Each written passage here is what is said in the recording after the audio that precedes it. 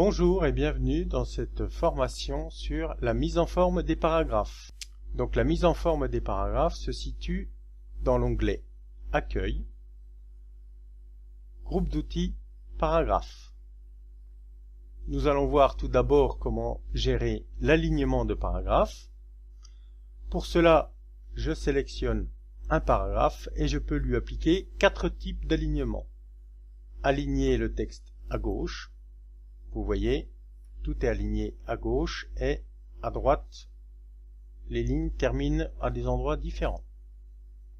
Je peux cliquer sur l'alignement centré. Donc là, mon paragraphe est aligné sur le centre de la page. Je peux aussi aligner à droite ou justifier, c'est-à-dire que le début de la phrase et la fin de la phrase termineront toujours au même endroit. Pour bien le voir, je peux afficher la règle ici. On voit que tout commence à cet endroit et tout finit à cet endroit. Dans mes paragraphes, je peux créer un retrait. Pour créer un retrait, soit à droite, soit à gauche, il y a 2 manières de le faire. Soit j'utilise la règle qui est affichée ici, donc avec ce petit bouton, je peux gérer le retrait à droite. Avec celui-là, je peux gérer le retrait de gauche. Le bouton du dessus permet de gérer le retrait de la première ligne. Les premières lignes de mes paragraphes ont donc été décalées par rapport aux autres lignes du paragraphe. Je peux aussi gérer les retraits via la boîte de dialogue paragraphe qui se trouve dans le groupe d'options. Je clique sur la petite flèche en bas du groupe d'options. Apparaît une boîte de dialogue qui me permet de gérer tous les retraits. Le retrait à gauche, je peux l'augmenter. J'ai un aperçu en bas. Le retrait à droite et le retrait de première ligne. Maintenant, quand je fais appliquer, vous voyez, la première ligne est décalée, le reste est décalé de un peu plus d'1 centimètre à gauche, un peu moins d'1 centimètre à droite. Je peux aussi décider d'afficher mon paragraphe sur une ou plusieurs colonnes. Pour cela, je clique dans Mise en page, sur le bouton colonne, et par exemple, je choisis 3 colonnes. Je peux aussi décider de l'orientation en mode portrait ou paysage de mon document. Pour cela, je vais dans l'onglet Mise en page.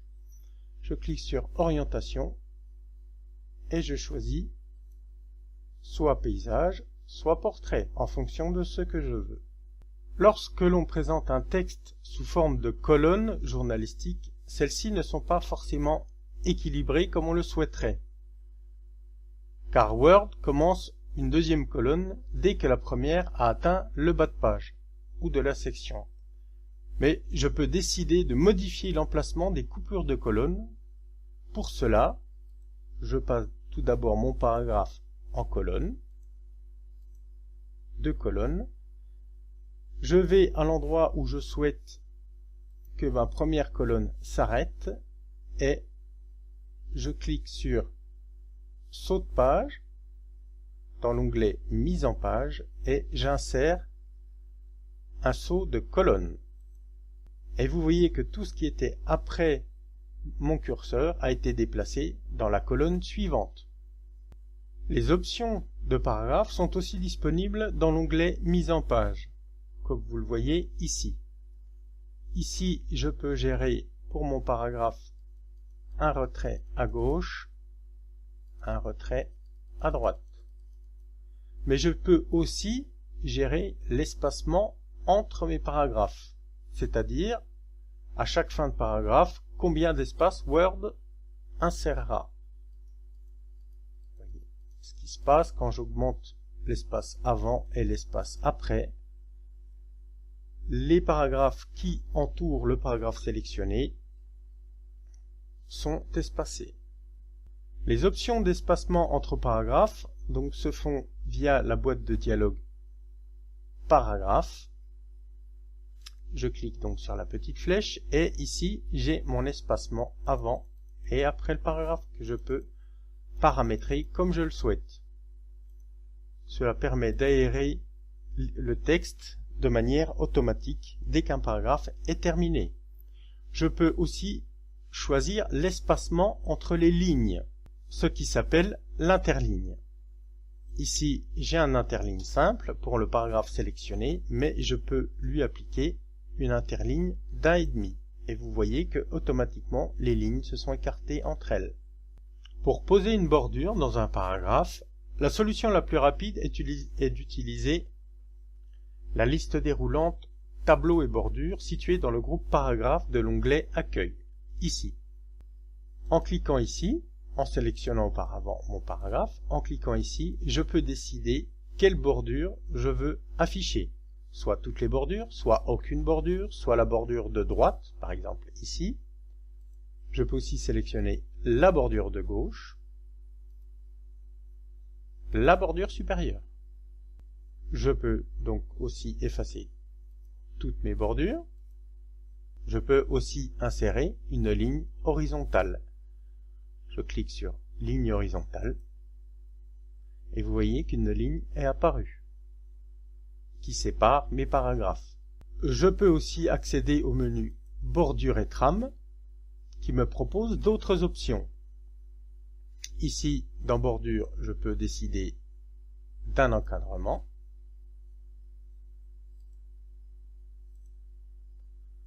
Je peux décider du style de trait de cet encadrement, par exemple 3 traits. Je peux choisir la couleur. Je peux choisir l'épaisseur des traits. Quand je clique sur OK, vous voyez que mon texte a été encadré par 3 traits de couleur bleue.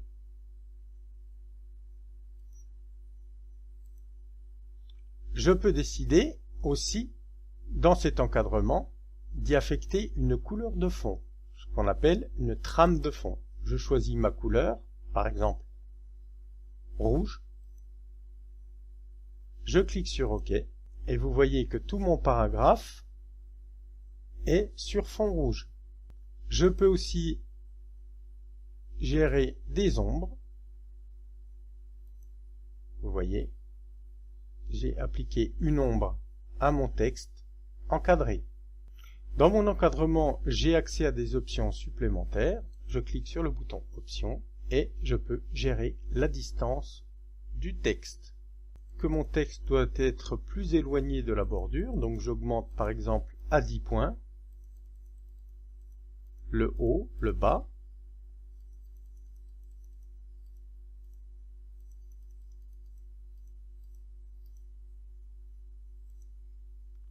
Et lorsque je clique sur OK, on voit que mon paragraphe est plus éloigné de la bordure. Lorsque je choisis d'appliquer une trame de fond, je peux le faire aussi via l'outil trame de fond. Mettons que je lui affecte une couleur verte. Comme vous le voyez, la trame s'applique à toute la ligne.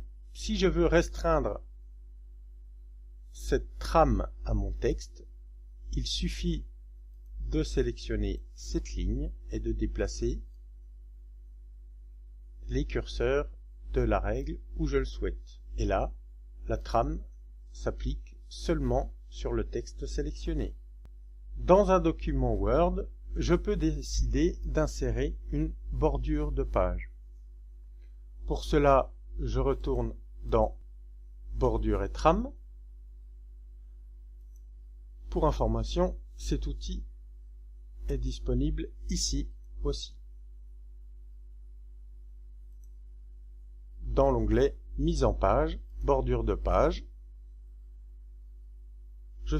j'ai accès à l'onglet Bordure classique, bordure de page, trame de fond, comme tout à l'heure. Cette fois-ci, je vais aller sur Bordure de page et je clique sur Encadrement. Et là, vous voyez que toutes mes pages sont encadrées. Je peux même choisir d'y appliquer un motif. je vais dans bordure de page. Je peux donc changer le style de trait, la couleur, l'épaisseur et les motifs.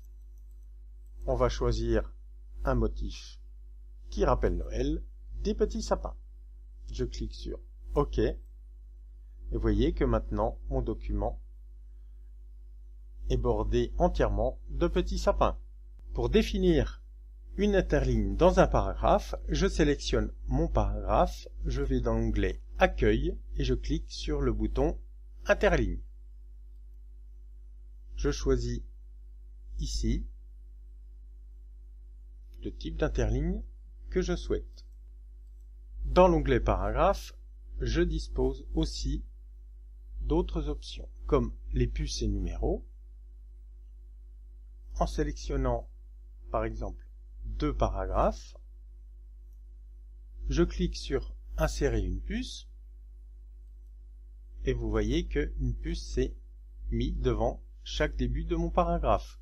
Je peux choisir le type de puce en cliquant sur la flèche à côté de puce, des petites flèches, des points.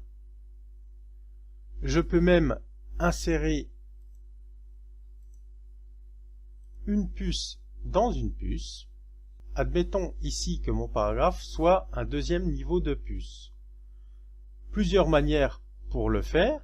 Soit je me mets au début de mon paragraphe et je presse sur la touche Tabulation et vous voyez que la puce a changé. Maintenant, quand je vais à la ligne, il m'insère systématiquement une nouvelle puce à ce niveau-là. Si je veux retourner à mon précédent niveau de puce, je clique sur Entrée et une deuxième fois sur Entrée.